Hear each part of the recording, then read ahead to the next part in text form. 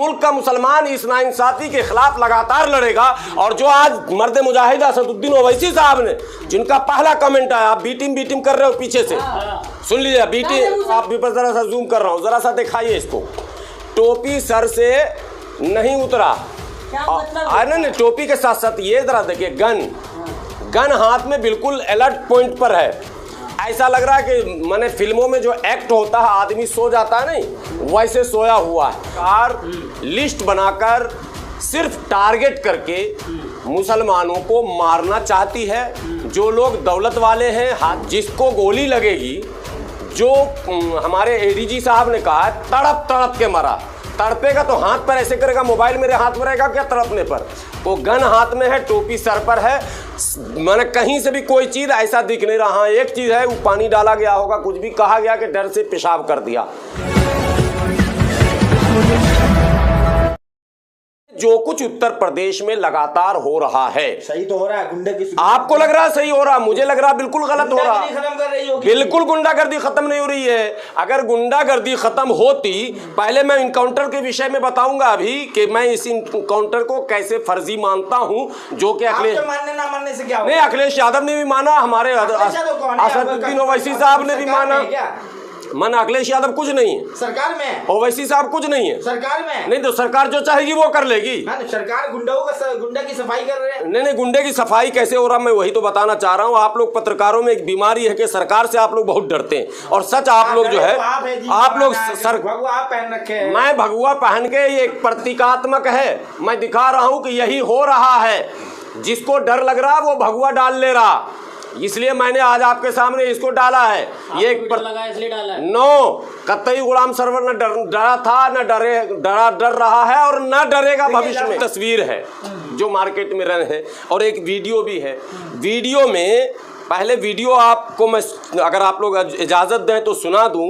Video में police के बड़े पदाधिकारी ये कह रहे हैं कि जो इनकाउंटर हुआ है उसकी सीसी 2 सेकंड वीडियो की आवाज जाए। मारे गए हैं। इस घटना को पूरे देश ने लगभग लाइव देखा था, क्योंकि सीसीटीवी फुटेजेस पूरे देश ने लगभग लाइव देखा था, ये कह रहे हैं। पुलिस के पदाधिकारी हैं, एडीजी लाइन ऑर्डर हैं, पर नहीं, प्रशांत कुमार ने कुछ और कहा है, इन्होंने कुछ और कहा है। ये भी एडीजी है, वो भी एडीजी हैं। दिखाना क्या चाहते हैं? मैं दिखाना चाहता हूँ। आपने लाइव देखा है क्या घटने को? मैं ये पूछना चाहता हूँ। इन्होंने अभी कहा है कि सारे भारत के लोगों ने मतलब लाइव देखा है। लाइव का मतलब होता है 1 घंटा पहले से उसका आप पीछा कर रहे थे, कैमरा भी था साथ में, तभी तो लाइव कोई देखेगा।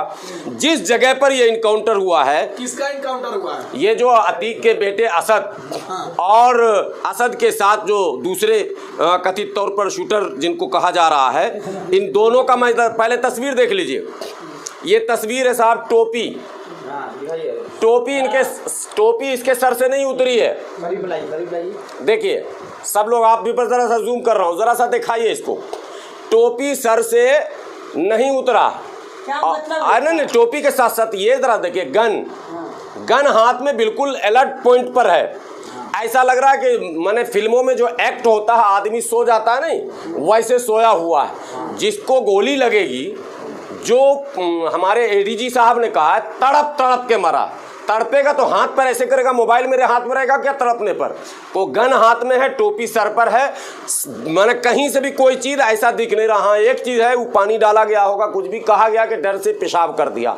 अतीक अहमद भी जब आ रहे थे जेल से, तो पेशाब करने का जो तमाशा दिखाया इन लोगों ने, वो तो आपने देखा। तो सर पे टोपी है, तो सर पे गोली लगी है, जो सर पे टोपी रहेगी नहीं, कहाँ लगी है? अब ये बताइए आप कहाँ गोली लगी है? ये कपड़े देखिए पहले, एक जरा भी कोई दाग धब्बा भागने का, लपेटने का, तड़पने का। इसके हाथ में भी बंदूक है, ये देख लीजिए आप। गुलाम सरवर, आप क्या कहना चाह रहे हैं? सब फोटो दिखा कर क्लियर करिए। चलिए, मैं ये कहना चाह रहा हूँ कि इनकाउंटर फर्जी है, और योगी सरकार लिस्ट बनाकर सिर्फ टारगेट करके मुसलमानों को मारना चाहती है। जो लोग दौलत वाले हैं, हाजी याकूब कुरैशी को तबाह बर्बाद कर दिया गया मेरठ में, आजम खान को तबाह बर्बाद कर दिया गया बकरी और मुर्गी के नाम पर।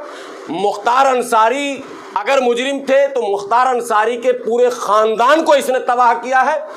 अगर मुख्तार अंसारी मुजरिम है तो मुख्तार अंसारी के साथ अदालत जो चाहे करे, अदालत फांसी का सज़ा सुनाना चाहे सुनाए, यह अदालत को पूरा अख्तियार है।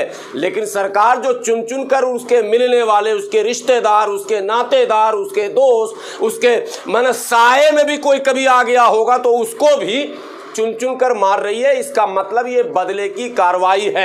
यहाँ तक कि अफजाल अंसारी का भी इन लोगों ने कुछ रोड मैप तैयार कर रखा है। देर सवेर अफजाल अंसारी पर भी ये हाथ डालेंगे और उनके दूसरे भाई जो विधायक हैं सिबगतुल्लाह, उनको भी ये बख्शेंगे नहीं, क्योंकि इनके निशाने पर मुसलमान लीडर, मुसलमान बिजनेसमैन, मुसलमान दौलतमंद, मुसलमान पढ़ा लिखा। आपको हर चीज में आपको आपत्ति है। देश के मौलाना जितने भी ओवैसी पे क्यों हाथ डाल रहे हैं? अगर आप सारे मुसलमान नेताओं की बात कर रहे हैं तो ओवैसी इसका मतलब मिले हुए हैं क्या? उनके ऊपर हाथ नहीं डाला, सबसे पहले रिएक्शन उन्हीं का आया है। देखिए, मैं बहुत अच्छा सवाल आपने किया। कुछ लोग मिले नहीं होते, लेकिन उनकी बातों से उनका तात्कालिक लाभ होता है। जैसे मैं अभी बोल रहा हूँ, हमारे कुछ सरफिरे नौजवान जो हिंदू भाई हैं, सारे हिंदू भाई नहीं, सारे हिंदू भाई बहुत समझदार हिंदू हैं इस देश में, तभी तो टिका हुआ लोकतंत्र। कुछ सरफिरे जो हिंदू नौजवान है वो कहेंगे देखे ये मौलाना अतीक अहमद का फेवर ले रहा, यही कहेगा, ये असद का फेवर ले रहा। नहीं भाई, मैं किसी अपराधी का पक्षधर नहीं हूं, लेकिन अपराध को टारगेट करके सिलेक्टेड अपराध आप करेंगे कि अगर मुस्लिम जुर्म करता है तो वो मुजरिम है, और दूसरा करता है अगर योगी जी के बिरादरी का करता है, अगर बादशाह सिंह करता है, अगर बृजभूषण सिंह शरण सिंह करता है, अगर उनके मंत्री करते हैं। अरे हद तो यह है कि आपराधिक मुकदमे इनके deputy chief minister Keshav Prasad Maurya पर अभी भी है और योगी जी पर है।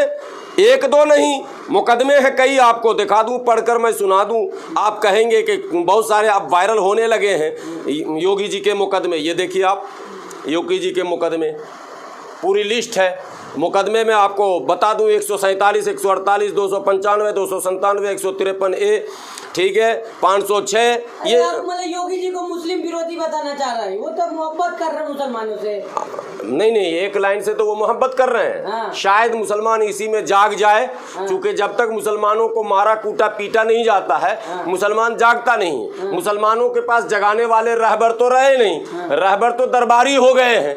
तो जब हमारे रहबर दरबारी हो गए, सरकारी हो गए, तो वो है सरकारी, तो उनकी है लाचारी। लेकिन आम मुसलमान नौजवान इन हरकतों से जाग रहा, बेदार हो रहा, अच्छे रास्ते पर जा रहा। और नौजवानों अच्छे रास्ते पर जाओ, पढ़ो लिखो, IAS IPS बनो, अफसर बनो, कलेक्टर बनो, जज बनो, ताकि इस मुल्क के लिए, मिल्लत के लिए, इंसानियत के लिए, हिंदू मुसलमान के लिए नहीं, इंसानियत के लिए कुछ बेहतर कर सको, ये जरूरी है। लेकिन इशारा किसके तरफ है? इशारा इंसानियत के लिए। नहीं, दरबारी इशारा क्या, आपको पता ही है हमारे यहाँ क्या हो रहा। अभी जो तंजीमें अपने आप को मुतहर्रिक दिखा रही हैं, जो रैलियां कर रही हैं, वो जो मुलाकातों का दौर चल रहा, क्या होगा मुलाकात में?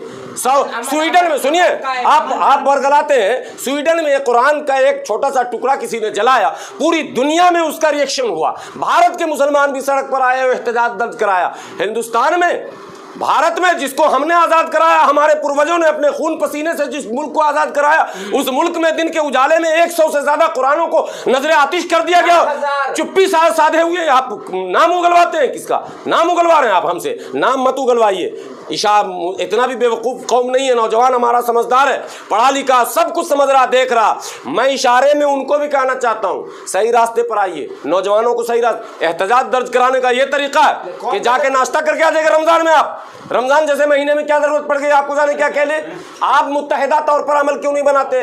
आपका लाहे अमल मुत्तहिदा क्यों नहीं होता? इफ्तारी तो करवा रहे मुसलमानों को। नहीं, मैं जो लोग गए अमित शाह जी से मिलने, जाना चाहिए, प्रधानमंत्री जी से भी मिलना चाहिए। अकेले क्यों गए? आप जमात इस्लामी को क्यों नहीं ले गए? मशावरत को क्यों नहीं ले गए? पर्सनल लॉ बोर्ड को क्यों नहीं ले गए? जमीयत अहले हदीस को क्यों नहीं ले गए? सुन्नी क्यों बुलाया था? कौन बुलाया था?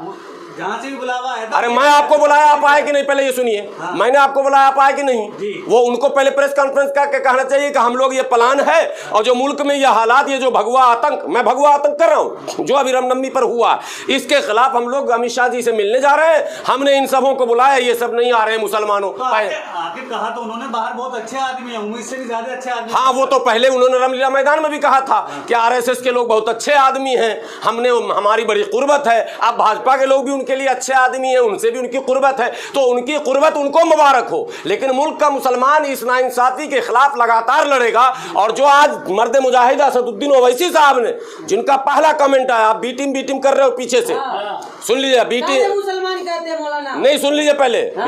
बी टीम है, मैं बी से बहादुर, बी का मतलब बुजदिल नहीं, बहादुर। ओवैसी साहब बहादुर है, बिल्कुल मर्द मुजाहिद है वो। मर्द मुजाहिद, जो बंदा पहला रिएक्शन दे, मैं उसे मर्द मुजाहिद कहूंगा। पहला वो शख्स है जिसने कहा कि संविधान के साथ खिलवाड़ हो रहा, अदालतों पर ताले लगाओ अगर ऐसे करना है तो। बाकी लोगों ने भी कहा, बाद में अखिलेश यादव का भी बयान आया, अखिलेश यादव ने भी बहुत अच्छा बयान दिया, मैं स्वागत करता हूँ।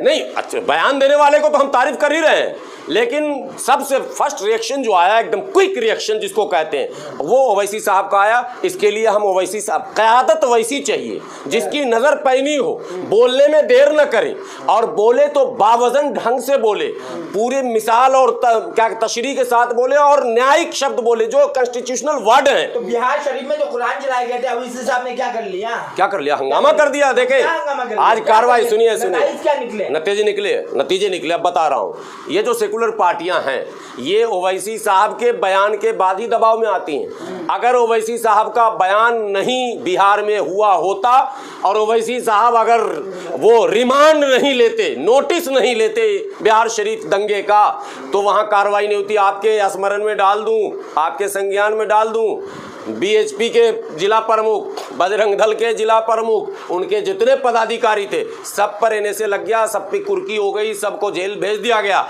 ये पहली बार हुआ बिहार में, बड़े बड़े दंगे हुए, लोग छूट गए, इन्हीं सेकुलर पार्टियों ने छुड़ाया। अभी मलियाना में 165 मुसलमानों के कत्ल में के जुर्म में जो लोग माने ट्रायल में थे, सबको जो है इनोसेंट घोषित कर दिया गया। ये क्या है? इसका मतलब कमजोरी तो उस सरकार की थी जिस जमाने में ये मसला हुआ था, आपने मुकदमा सही नहीं लिखा। अभी जो मसला है वो मैं सिर्फ ये कहने के लिए आप लोगों को बुलाया हूं कि इनकाउंटर किसी अपराधी का अगर होता है, वो अपराधी जो पुलिस को छेड़ता है, पुलिस के साथ कोई भी अगर असंवैधानिक, अव्यवहारिक, अमानवीय व्यवहार करता है, पुलिस फौरन एक्शन ले। पुलिस के पास हथियार इसीलिए हैं कि वो अपनी भी सुरक्षा करे और संविधान की भी सुरक्षा करे, जनता की भी सुरक्षा करे। लेकिन कहानी गढ़कर, आज ही मैंने एक टीवी पर कहा, इसी बाराबंकी में अखिलेश यादव के राज की बात बता रहा हूं, बाराबंकी में आरडीएक्स के साथ मौलाना खालिद मुजाहिद को पकड़ा गया था। क्या हुआ साहब? 2 लोग पकड़े गए थे आरडीएक्स के साथ, AK-47 के साथ। अदालत ने इनोसेंट घोषित किया, मतलब फर्जी ढंग से पकड़े जा रहे हैं। साफ बात है। जब आप दिखा रहे का, आज क्या कहा जा रहा कि ड्रोन से हथियार आ रहे थे, कितनी बड़ी बेइज्जती की बात है। पाकिस्तान से ड्रोन से अतीक अहमद को हथियार आ रहा था। ये कहानियां बनाई जा रही। 6 साल आपकी सरकार हो गई, 7वें साल में आ गए। ड्रोन कब आया आपको आज पता चला? जब आप बदला लेना चाहते हैं, पिछले टर्म में आपने 2 को निपटाया, 3 को निपटाया बड़े परिवार को, इस टर्म में फिर आपने लिस्ट बनाया है। योगी जी कर रहे, बहुत अच्छा ऑफिसर। जाके याकूब कुरैशी से मिलिए, उसके खानदान के लोगों से। अरबों खरबोपति आदमी, जीता हुआ लोकसभा चुनाव हरवाया गया धमका के, और आज की तारीख में क्या हालत बना दी गई है। तो जो अरबपति हैं, सिवाय इसके कि जो योगी जी को टैक्स देंगे और ये पहनेंगे, वही बचेंगे। सरकार जो टैक्स GST लेती है वो अलग है, योगी जी का अपना भी एक टैक्स है।